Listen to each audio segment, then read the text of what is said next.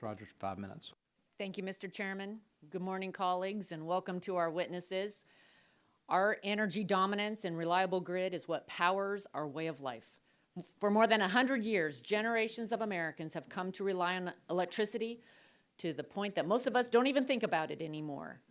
This critical resource not only keeps the lights on, it heats our homes in the cold winter months and cools them in the summer. It's the reason that we have fresh produce at the grocery store. It's how we're able to stay connected to our friends and loved ones. It powers life-saving medical equipment in our hospitals and nursing homes, supports emergency services, and is foundational to America's banking system. Affordable and reliable electricity has raised our standard of living, driven technological innovation, and improved our well-being. We should celebrate and build upon that legacy in America. Take steps to build on the prosperity and ensure that people continue to have the opportunity for a better life. America is at a crossroads. After decades of rapid growth and relative stability, our electric grid is becoming strained. According to the North American Electric Reliability Corporation, 2/3 of America, our nation is now at risk for a power outage. We've seen increasing rolling blackouts and brownouts as states move towards intermittent, weather-dependent energy sources like wind and solar. They're phasing out more reliable baseload sources. While there is certainly a place for wind and solar in an overall energy mix, we cannot rely upon them to power the whole country. In order to meet demand, we also need to utilize our most affordable and reliable baseload sources like natural gas, nuclear, coal, and hydropower plants. That is the best way to reduce emissions, keep energy costs low, and ensure that power is available for households and businesses.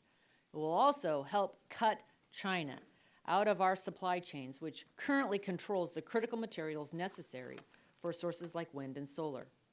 The reality is that weather-dependent wind and solar cannot achieve these goals alone. Just ask the people of California, a state that imports a significant amount of hydropower from Washington state to support its grid, when inconsistent resources like wind and solar can't produce enough energy to meet demand.